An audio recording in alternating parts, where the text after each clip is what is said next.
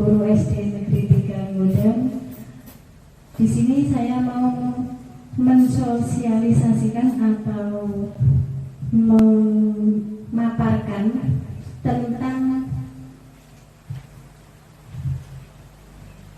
penerapan budaya positif di sekolah. Langsung saja ya.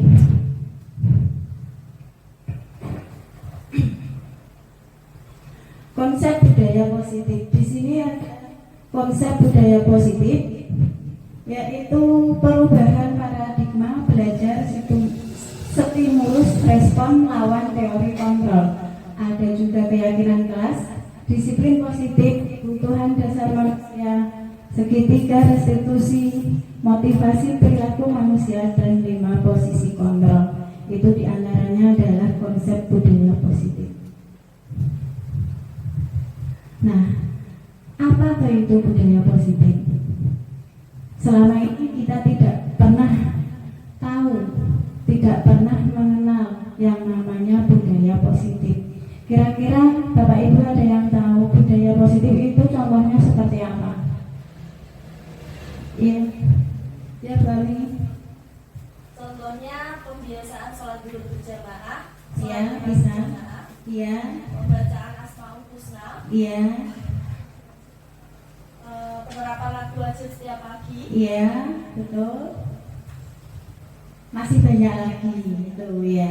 Itu kira-kira seperti itu. Nah, budaya positif adalah nilai-nilai dan kebiasaan di sekolah yang berpihak pada peserta didik agar mereka dapat berkembang menjadi pribadi yang kritis, penuh hormat dan bertanggung jawab. Itu adalah definisi dari budaya positif. Nah, di sini ada perubahan paradigma. Sekarang Bapak Ibu lakukan yang ada di depan. Kegiatan kepalan tangan. Ada A dan B, Anda dan teman Anda. Sekarang ambil sobekan kertas kecil. Di kertas tersebut tuliskan benda atau sesuatu yang sangat berharga untuk Anda. Nah, silahkan sekarang. Nah, oke, seperti itu. Setelah itu letakkan di salah satu tangan Anda dan genggamlah benda atau sesuatu tersebut dengan segala daya. Digenggam dengan erat, jangan sampai lepas. Itu. Kira-kira apa yang benda berharga itu? Bisa ditulis di kertas, terus digenggam.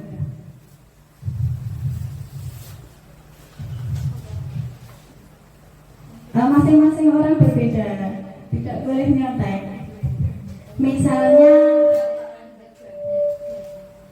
Misalnya apa ya? Bolpen kesayangan misalnya. Bisa. Sudah digenggam erat.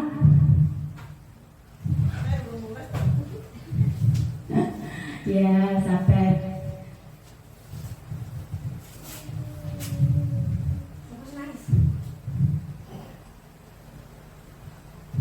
Sudah ya.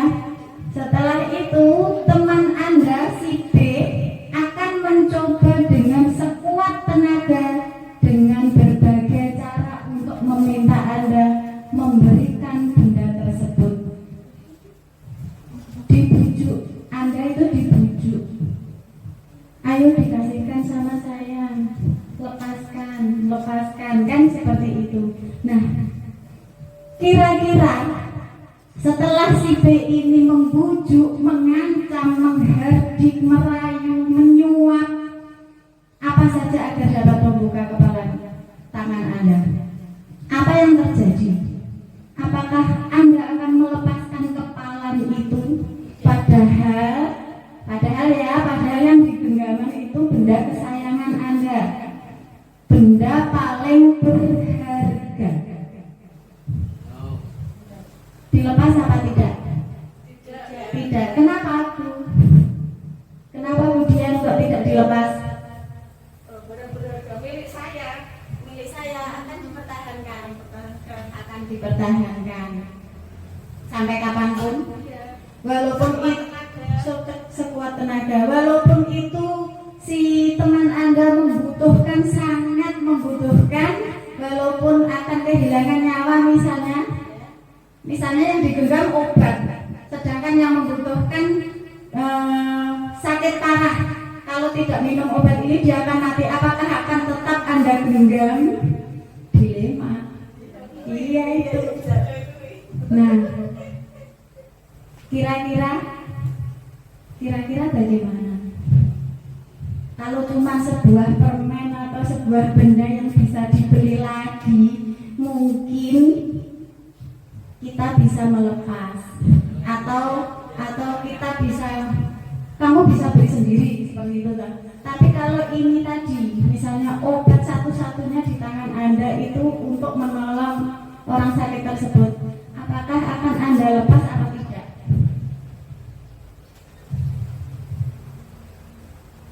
Berpikir, iya ya, kira-kira ya, itu tergantung dari hati nurani masing-masing.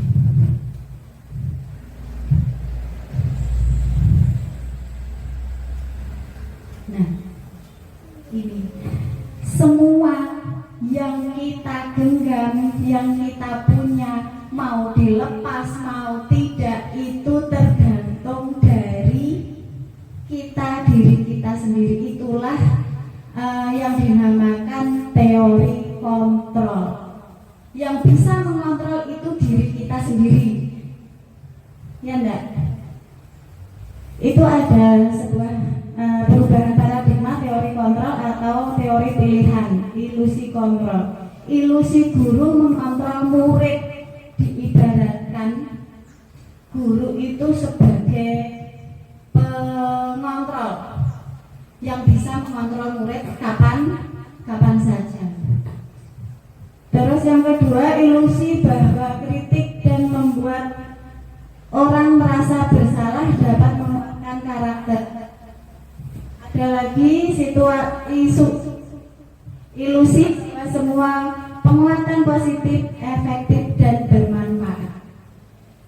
Yang selanjutnya, ilusi bahwa orang dewasa memiliki hak untuk memaksa, itu ilusinya.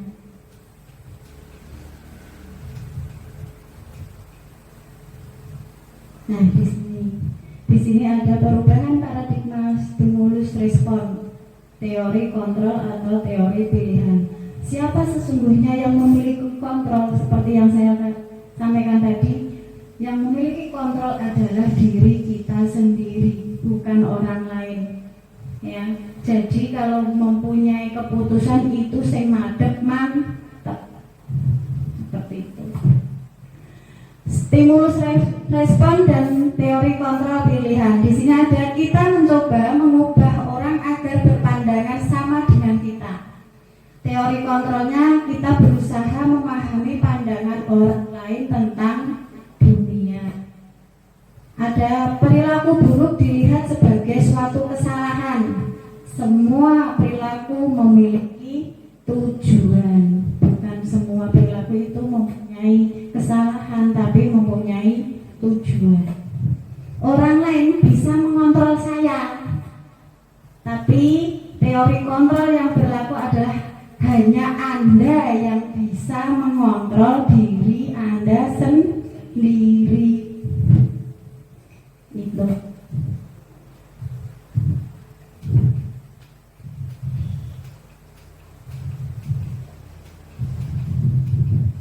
Nah, di sini ada disiplin positif, teori kontrol atau teori pilihan dari William Glasser. Anda tidak bisa mengontrol orang lain, hanya Anda yang bisa mengontrol diri Anda sendiri. Semua perilaku memiliki tujuan. Model berpikir menang-menang.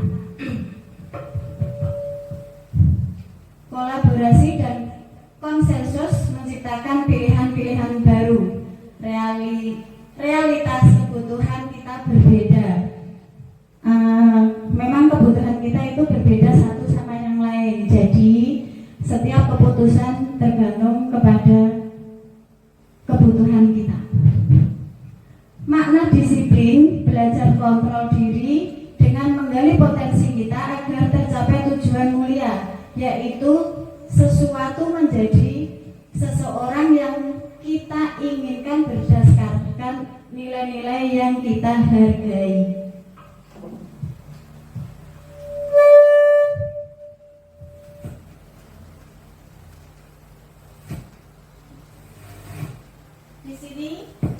Di sini ada teori motivasi, ada 3 teori motivasi. 1 untuk menghindari hukuman, 2 untuk mendapatkan imbalan, yang ketiga untuk menghargai diri sendiri. Sedangkan ada 5 posisi kontrol, yaitu 1 sebagai penghukum, 2 pembuat rasa bersalah, 3 sebagai teman, 4 pemantau, dan 5 manajer. Kita di sekolahan dengan murid-murid kita kebanyakan sebagai pembuat bersalah dan penghukum. Benar tidak? Ya. Misalnya ada anak yang sedang bertengkar. Apakah Anda menggali masalahnya terlebih dahulu? Kan tidak. Ngerti-ngerti ya seperti ini. Ayo, siapa yang bertengkar ke sini? Terus diberi hukuman. Seperti itu kebanyakan. Tapi yang diharapkan dari 5 posisi kontrol ini, kita adalah sebagai manajer. Bagaimana caranya? Yaitu dengan cara menggali masalahnya dulu, terus kemudian kita cari akar masalahnya, cara penyelesaiannya sesuai tidak dengan keyakinan kelas. Selanjutnya untuk konsekuensi apa yang akan dia lakukan setelah melaksanakan kesalahan tersebut.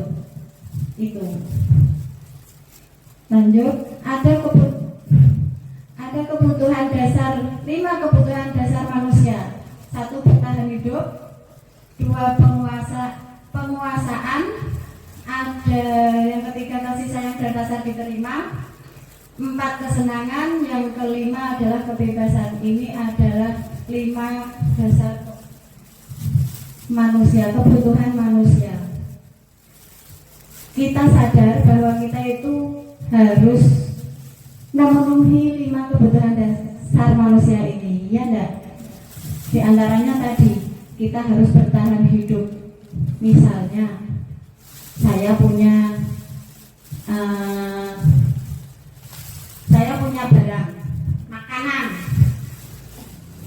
diminta sama teman yang kelaparan, seperti itu. Kalau dia tidak makan nanti akan mati, seperti yang tadi, kira-kira, dan sebagainya. Nah, apa makna disiplin di sini? Makna kata disiplin adalah sesuatu yang dilakukan seseorang pada orang lain untuk mendapatkan kepatuhan. Secara umum, disiplin dikaitkan dengan ketidaknyamanan, bukan dengan apa yang kita hargai atau pencapaian suatu tujuan mulia.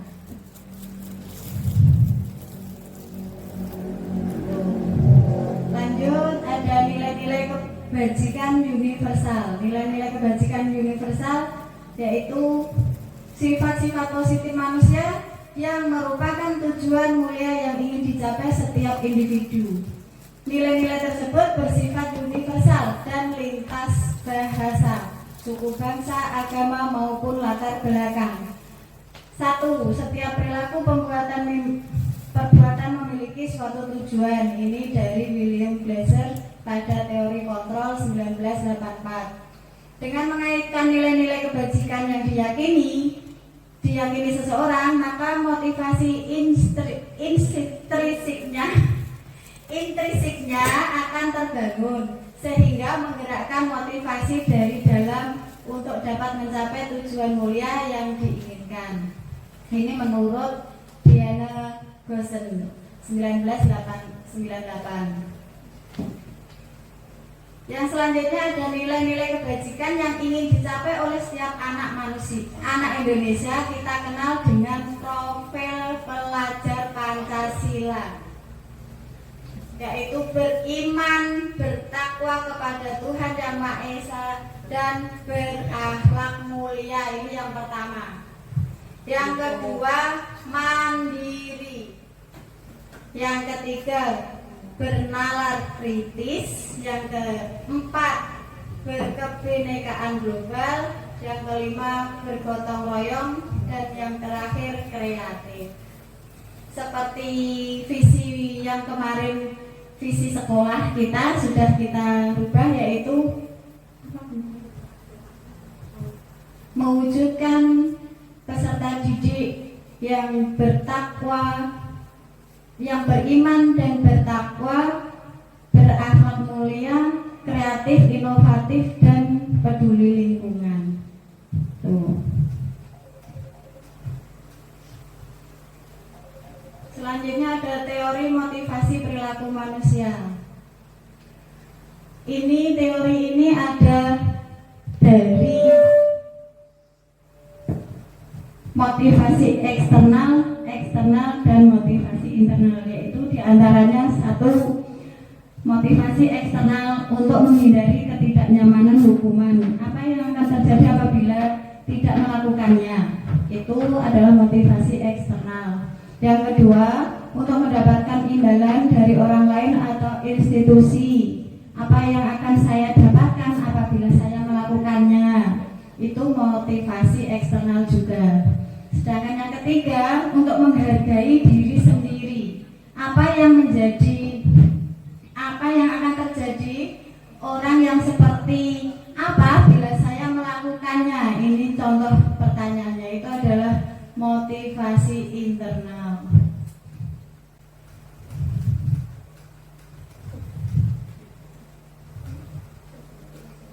Nah, menurut Ki Hajar Dewantara, merdeka itu apa artinya?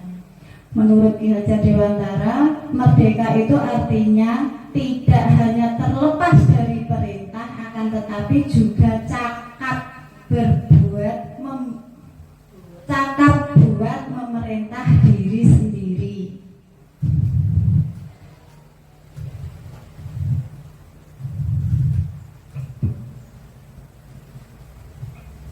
Ini dihukum oleh penghargaan. Apa itu dihukum penghargaan?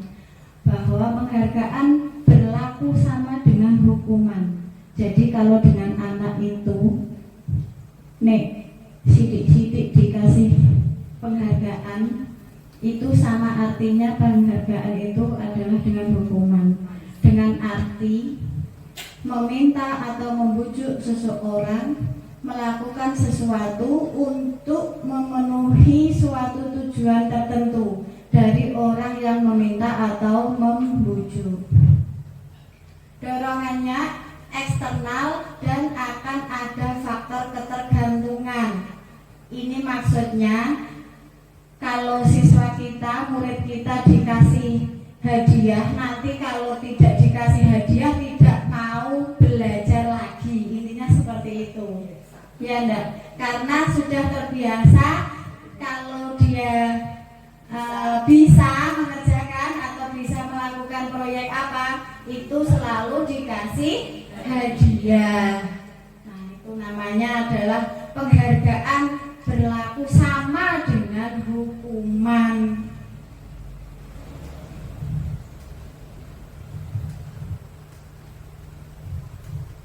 Ini dihukum oleh penghargaan. Penghargaan menurunkan kualitas. Maksudnya apa? Yaitu tadi, kalau tidak diiming-iming dengan barang atau dihadiahi, nanti kan dia tidak akan belajar dengan sungguh-sungguh. Nah, itu tadi, itu akan menurunkan kualitas. Itu akibatnya. Yang kedua, penghargaan mematikan kreativitas. Kebanyakan kalau murid kita sudah bisa melakukan sesuatu, itu terus ngeremehke. Ya enggak? Aku kemarin bisa ini, Bu Guru terus ngasih ini, aku nanti bisa sembarangan lah, tidak terus yang aku harus begini, kan seperti itu, tidak ada motivasi. Jadi penghargaan mematikan kreativitas. Yang selanjutnya penghargaan mengurangi motivasi intrinsik. Itu. Contoh pengakuan apresiasi kebajikan. Pembuka. Kemarin saya perhatikan nilai kebajikan, rasa empatimu besar sekali karena sudah memperhatikan. Situasinya pada saat menolong murid baru di kelas kita, itu situasinya ini. Nah, dan selanjutnya. Nah, di sini ada tugas buat Bapak Ibu sekalian. Tugas perbedaan hukuman dan konsekuensi. Ada 1, 2, 3, 4, 5, 6, 7. Itu termasuk hukuman atau konsekuensi. Ayo dipikirkan mulai dari sekarang. Saya beri Hukuman. Ayo.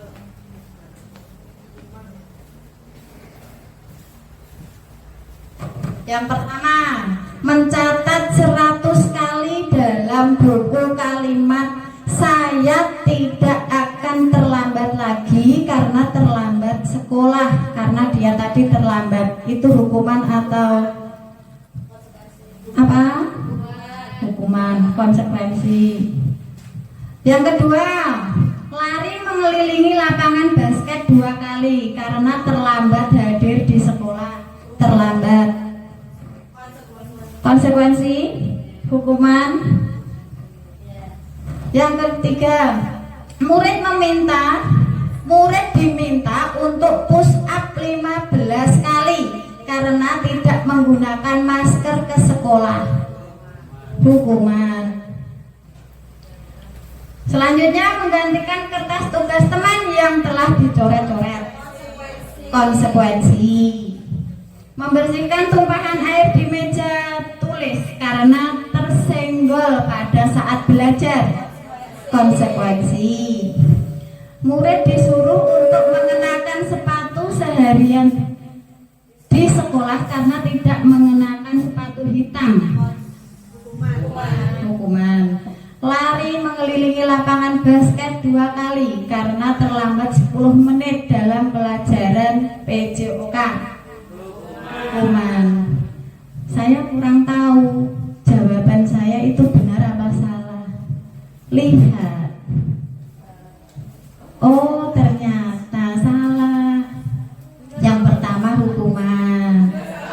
Yang kedua tadi konsekuensi, ternyata hukuman. Yang ketiga hukuman, betul. Yang keempat konsekuensi. Yang kelima konsekuensi, betul. Iya.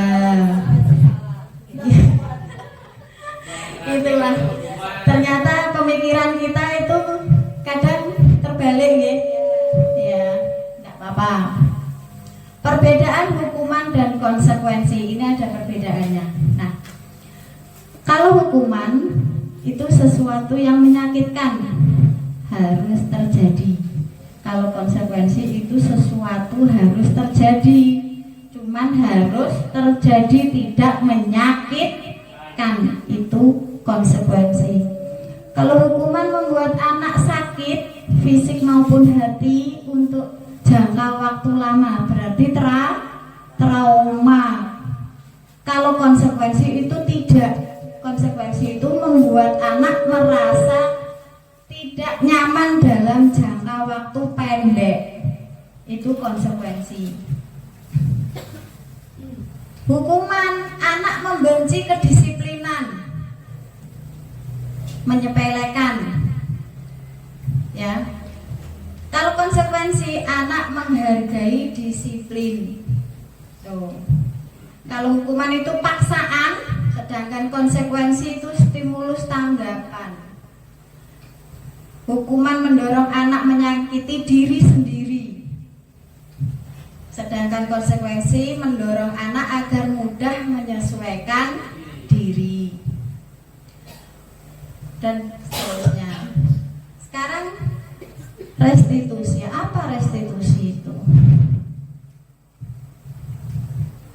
Restitusi adalah proses menciptakan kondisi bagi murid untuk memperbaiki kesalahan mereka sehingga mereka bisa kembali pada kelompok mereka dengan karakter yang lebih kuat.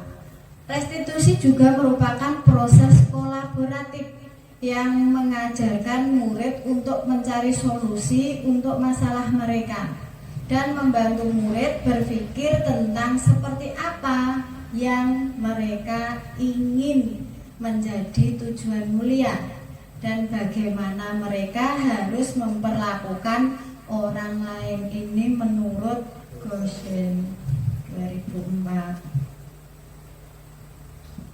Nah, ini ada identitas gagal itu hukuman, sedangkan identitas sukses, disiplin, ini ada konsekuensi dan restitusi. Sesuatu yang menyakitkan harus terjadi. Ini tadi ya, sesuatu yang harus terjadi. Restitusi merupakan pilihan. Tidak nyaman untuk murid anak untuk jangka panjang. Konsekuensi tidak nyaman untuk murid anak untuk jangka pendek. Nah, restitusi menguatkan untuk murid dalam jangka waktu panjang. Sini dan seterusnya. Ada 9 ciri-ciri restitusi. Yang pertama, bukan untuk menebus kesalahan, namun untuk belajar dari kesalahan. Yang kedua, untuk memperbaiki hubungan. Yang ketiga, tawaran bukan paksaan. Yang keempat, restitusi menuntun untuk melihat ke dalam diri. Kelima, restitusi mencari kebutuhan dasar yang mendasari tindakan. Yang keenam, restitusi diri adalah cara yang paling baik. 7, restitusi fokus pada karakter bukan tindakan. Yang kedelapan, restitusi fokus pada solusi. Yang terakhir, restitusi mengembalikan murid yang berbuat salah pada kelompoknya. Itu tadi restitusi. Sekarang keyakinan kelas. Mengapa kok keyakinan kelas tidak peraturan saja? Mengapa tidak peraturan saja? Mengapa harus keyakinan kelas? Seperti itu.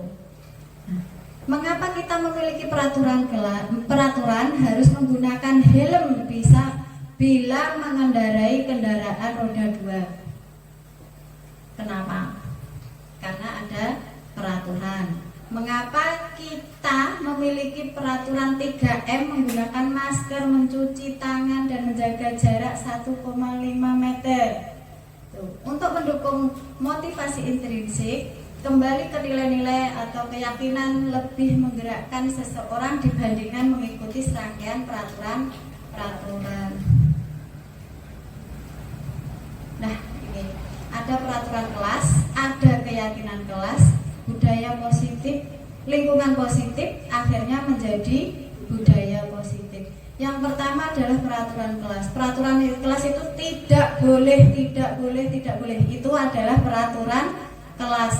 Terdiri dari kalimat negatif. Tidak boleh, nah itu tidak boleh, itu kalimat negatif. Sedangkan keyakinan kelas untuk mencapai peraturan kelas, kita yakin, misalnya tidak boleh terlambat berangkat, tidak boleh tidak boleh terlambat datang ke sekolah. Itu peraturan kelas, tidak boleh. Sedangkan keyakinan kelasnya bagaimana? Datang tepat waktu. Iya. Tidak datang terlambat. Datang, kita yakin kita bisa datang tepat waktu.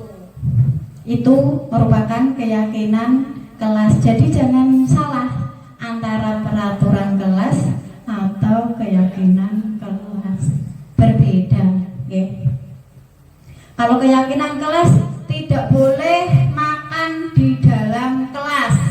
Berarti Makan jam istirahat. tidak boleh di dalam kelas.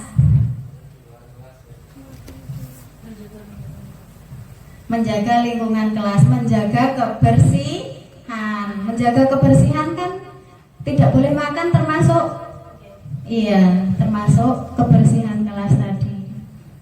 Tuh. Yang mana yang merupakan keyakinan kelas? Mengapa? Iya, ini sekarang tugas Bapak Ibu sekalian.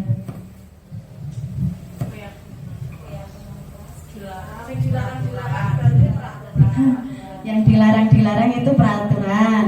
Jangan itu peraturan. Iya. Selalu kembalikan buku ke tempatnya. Ini keyakinan. Dilarang mengganggu orang lain. Peraturan. Nah, itu keyakinan kelasnya itu termasuk apa gitu loh, maksudnya tadi. Selalu kembalikan buku ke tempatnya. Itu adalah tanggung jawab. Dilarang mengganggu orang lain. Menghormati. Maksudnya ini ya, menghormati. Menghormati lagi. Nah, nanti kalau diambil keyakinan kelasnya ada tanggung jawab, menghormati, keselamatan, kesehatan, bersabar, keamanan. Itu poinnya. Ya enggak? Dari peraturan masuk ke keyakinan kelas. Sampai sini paham? Paham. Ini ada kebutuhan dasar manusia dan dunia berkualitas.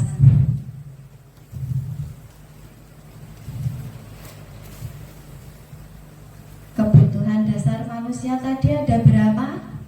5. Oh.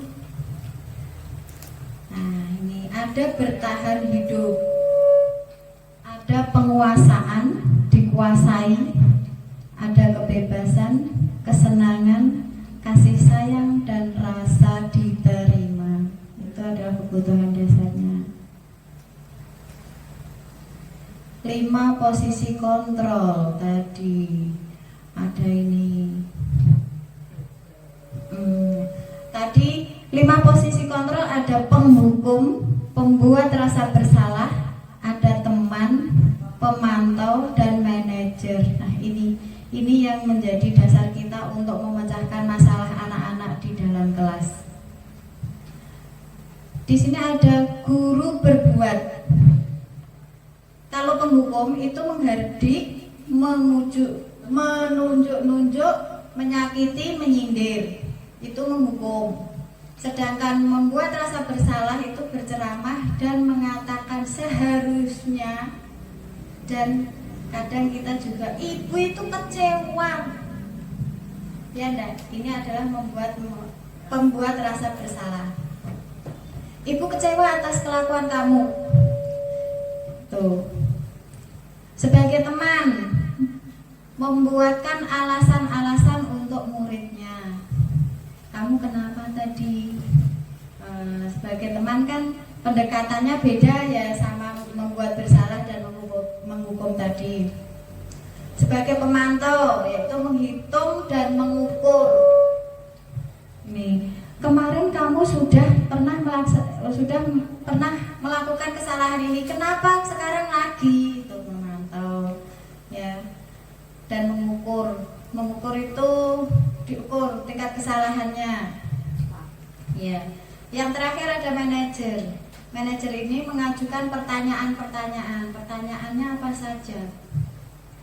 Pertanyaannya ini, apa yang kita yakini? Apa yang bisa kau kerjakan untuk memperbaiki masalah ini?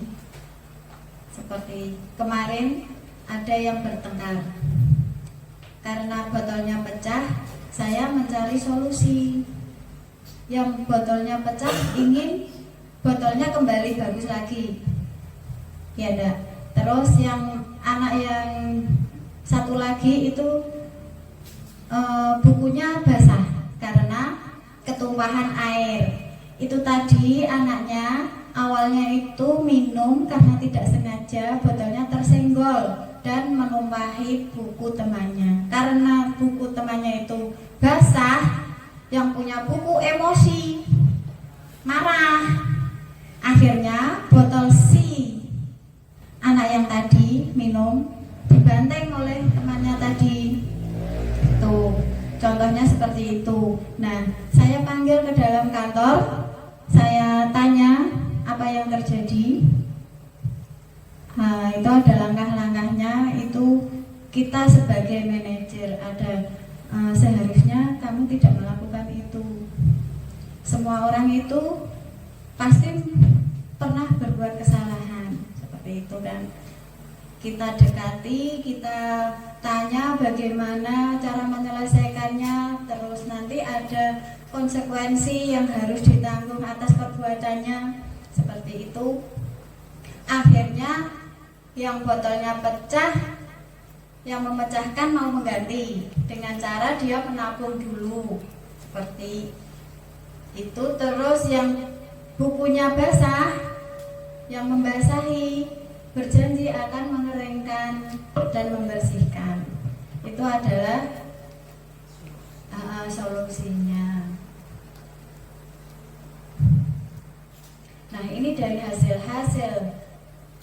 kalau menghukum itu pasti memberontak, menyalahkan orang lain dan berbohong. Bukan saya Bu, bukan saya, seperti itu. Itu kalau kita menghukum.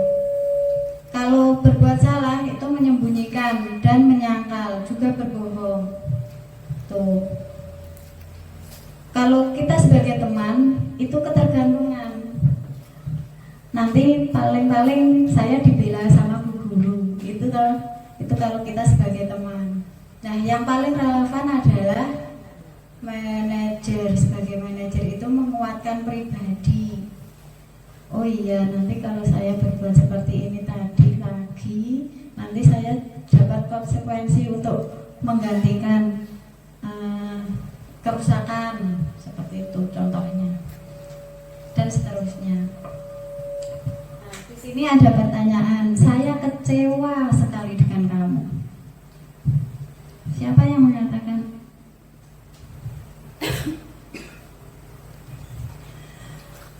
Ini adalah membuat orang merasa bersalah. Itu ini, saya kecewa sekali dengan kamu. Itu termasuk membuat orang bersalah. Kamu tidak pernah benar-benar melakukannya. Ini adalah penghukum. Ayolah, lakukan demi ibu atau bapak. Ini sebagai teman. Apakah kamu mau mendapatkan stiker bintang hari ini? Ini pemantau. Terus ini, bagaimana kamu bisa menyelesaikan masalah ini? Bagaimana caranya? Itu adalah sebagai manajer. Yang terakhir, kamu selalu yang paling terakhir. Itu menghardik ya, penghukum. Itu maksudnya penghukum.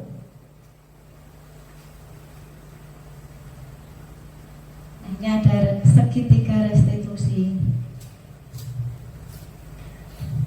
Nah, ini segitiga restitusi. Ada segitiga restitusi itu langkah-langkahnya menstabilkan identitas. Masalahmu tadi apa ditanya seperti tadi. Terus validasi kebutuhan. Validasi kebutuhan itu solusinya bagaimana? Ada lagi menanyakan keyakinan. Apakah yang kamu lakukan tadi dengan bertengkar itu termasuk menyalahi aturan keyakinan kelas enggak? Seperti itu. Ini apa yang telah kita sepakati? Ini pertanyaan-pertanyaannya.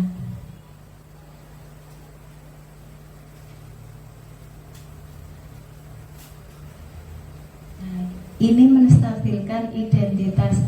Untuk membuat anak yang merasa gagal karena berbuat salah menjadi positif terhadap dirinya, guru berkata, berbuat salah itu hal yang manusiawi. Tidak ada manusia yang sempurna. Bapak Ibu juga berbuat salah. Kita pasti bisa menyelesaikan permasalahan ini. Bapak Ibu tidak tertarik untuk mencari tahu siapa yang benar, siapa yang salah. Bapak Ibu lebih tertarik untuk menyelesaikan masalah. Ini adalah menstabilkan identitas. Kalau kamu menyalahkan dirimu sendiri terus-menerus, apakah kamu bisa bersikap baik pada dirimu sendiri? Ini nanti tahapan untuk kita menanya pada murid kita yang melakukan kesalahan. Itu adalah tahap menstabilkan identitas. Yang kedua, selanjutnya yaitu validasi kebutuhan. Membantu murid mengenali basic need atau kebutuhan dasar yang ingin dipenuhi ketika melakukan kesalahan itu. Apa saja yang kita katakan kepada anak? Nah, ini pada dasarnya setiap tindakan manusia tujuannya adalah memenuhi kebutuhan dasar. Apakah itu penguasaan, kebebasan, kasih sayang, dan rasa diterima, kesenangan, atau bertahan hidup? Dalam validasi kebutuhan, kita bisa berkata pada anak seperti ini, kamu bisa saja kan melakukan hal yang lebih buruk. Tidak cuma membanting botol tadi, kamu bisa mengamuk yang punya atau yang bagaimana yang lebih fatal lagi. Nah, tapi kamu tidak melakukannya kan? Nah, kamu pasti punya alasan mengapa melakukannya. Ya karena tadi, nah, si murid pasti menjelaskan nanti. Terus apa yang penting bagi kamu? Nah, kamu boleh tetap berusaha menjaga sikap itu, tapi tambahkan sikap yang lain, yang baru. Maukah kamu belajar cara lain untuk mendapat yang kamu butuhkan tanpa harus memukul? Kita ajukan pertanyaan-pertanyaan seperti itu kepada murid yang mengalami masalah tadi.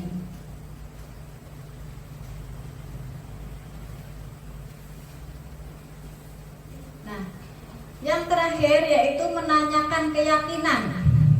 Dengan norma sosial dan nilai-nilai yang mendasari manusia berinteraksi dengan orang lain.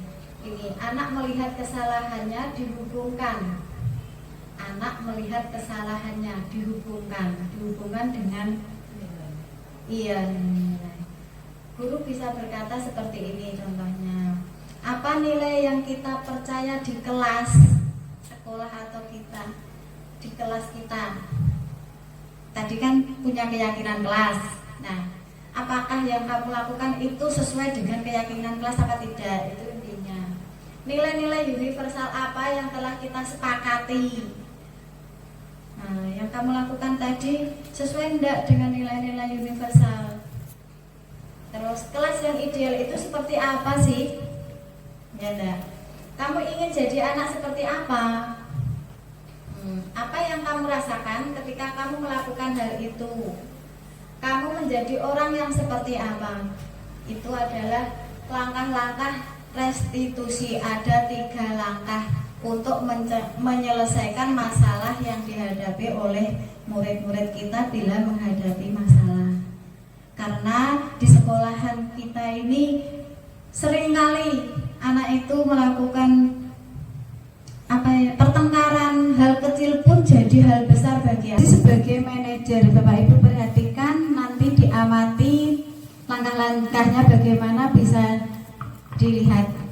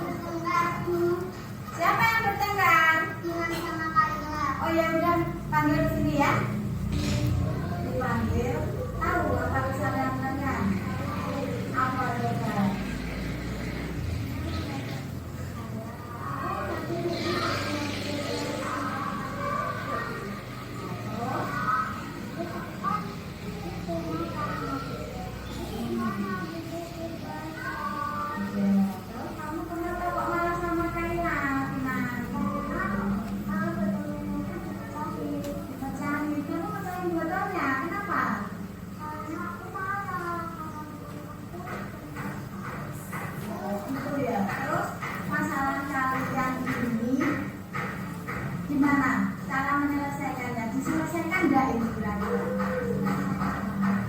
Gimana caranya? Ayo, kamu inginnya apa? Kira inginnya apa?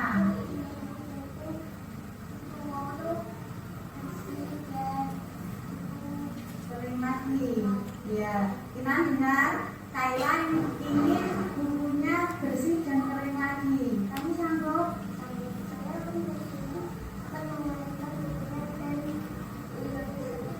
Ya. Terus kamu inginnya apa?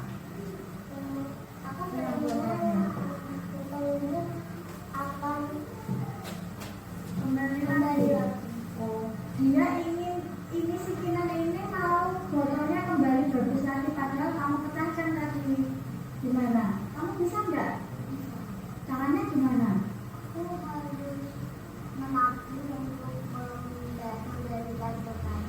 Oh, menabung. Bentar, botolnya Kinan itu berapa harganya Kinan? 12.000. Kamu tidak punya uang segitu, harus menabung dulu. Ya oke, berarti nanti kamu menyisihkan setiap hari 2.000. Bisa disimpan sendiri, bisa selama 6 hari. Nanti kan sudah terkumpul 12.000. Nanti dibelikan botol seperti punyanya Kinan, baru diberikan kepada Kinan. Bisa enggak? Bisa. Kinan, ini Kayla sudah mau menggali botol kamu, tapi nanti dalam waktu 6 hari ke depan, karena dia mau nabung lagi. Gimana? Enggak apa-apa? Enggak apa-apa ya. Nah, kalian sudah mempunyai komitmen kamu nanti mau menggantikan botol si Kinan, ya. Ya. Kamu masih marah enggak Kinan? Enggak. Kamu masih marah enggak? Enggak. Nah, karena kalian sudah berjanji satu sama yang lain, Kinan mau mengeringkan bukumu, ya. Kayla ya, nanti Kinan mengeringkan bukunya dan Kayla mengganti botol Kinan. Sudah setuju? Setuju. Sekarang masih nakal enggak? Masih dendam enggak? Enggak, udah enggak mau bertengkar lagi toh? Perasaan kalian bagaimana sekarang? Sudah senang. Sekarang minta maaf bisa? Bisa. Maaf ya Kina, aku sudah terpaksa jadi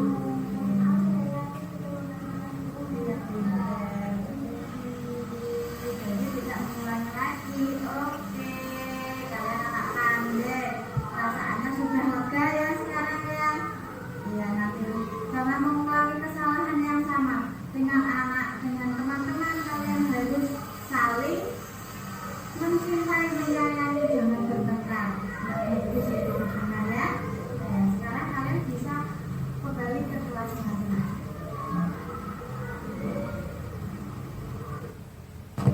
Nah, itu tadi video pendek dari tahapan restitusi, segitiga restitusi. Saya sebagai manajer, bukan sebagai penghukum atau yang lainnya. Kira-kira bisa sebagai referensi Bapak Ibu guru dalam melaksanakan segitiga restitusi di kelas masing-masing nantinya, ya. Itu sebagai contohnya, sebagai ya. Nah, dari semua tadi kita simpulkan, kesimpulannya yaitu satu, sebelum kita dapat menerapkan disiplin pada peserta didik kita, maka hal pertama yang harus kita rubah adalah cara berpikir dan pemikiran serta kesadaran. Itu yang pertama. Yang kedua, anak-anak akan melakukan tindakan positif berdasarkan kesadarannya, bukan karena dipaksa.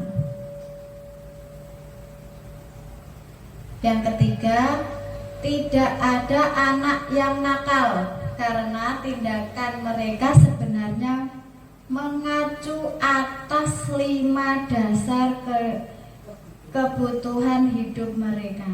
Ini anak itu tidak ada yang nakal, intinya seperti itu, karena dia juga merasa tidak bersalah Makanya kalau anak melakukan kesalahan itu koyok-koyok tidak pernah ada rasa bersalahnya.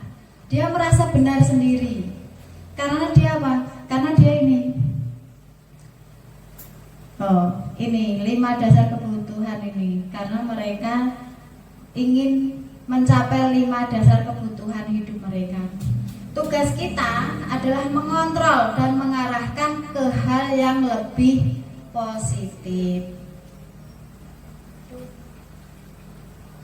Yang keempat, saat anak melakukan tindakan yang negatif, bukan dihukum, tapi menggiring anak untuk melakukan introspeksi atas perbuatannya.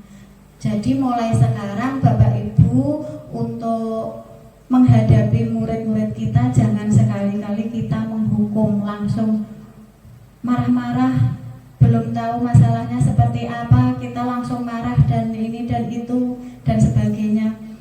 Itu tidak boleh, karena anak itu mempunyai apa ya namanya, mempunyai karakter masing-masing. Kita harus mengetahui karakternya. Anak satu dengan anak lain itu berbeda, ya.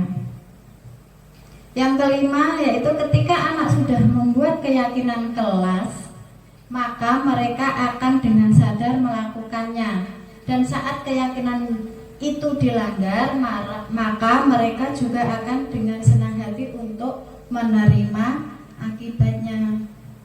Untuk itu keyakinan kelas itu sangat berperan aktif dalam mengatur kehidupan anak di dalam kelas. Maksudnya seperti itu. Kita tidak harus menentukan peraturan kelas seperti ini. Itu sepertinya kayak menanamkan apa ya? Paksaan, melakukan paksaan pada anak. Itu tidak boleh. Kita sepakati saja dengan siswa kita, dengan murid kita di dalam kelas. Kalau melakukan hal ini nanti seperti apa konsekuensinya. Nah, nanti kalau ada yang melanggar, dia kan ingat, oh iya, saya melanggar peraturan ini, saya harus ini. Nah, dengan demikian, dengan kebiasaan-kebiasaan tadi, anak akan menjadi berpikir ulang untuk melakukan hal-hal yang tidak baik. Nah, dari peraturan kelas, dari keyakinan kelas, terus apa tadi? Hal-hal yang positif itulah yang akan menjadi budaya positif di kelas masing-masing. Bahkan bisa dijadikan budaya positif di sekolah. Kira-kira Bapak Ibu sudah paham sampai sini? Sudah. Demikianlah tadi Bapak Ibu sekalian, saya pemaparan budaya positif sekolah yang bisa saya sampaikan. Kurang lebihnya mohon maaf. Wassalamualaikum warahmatullahi wabarakatuh.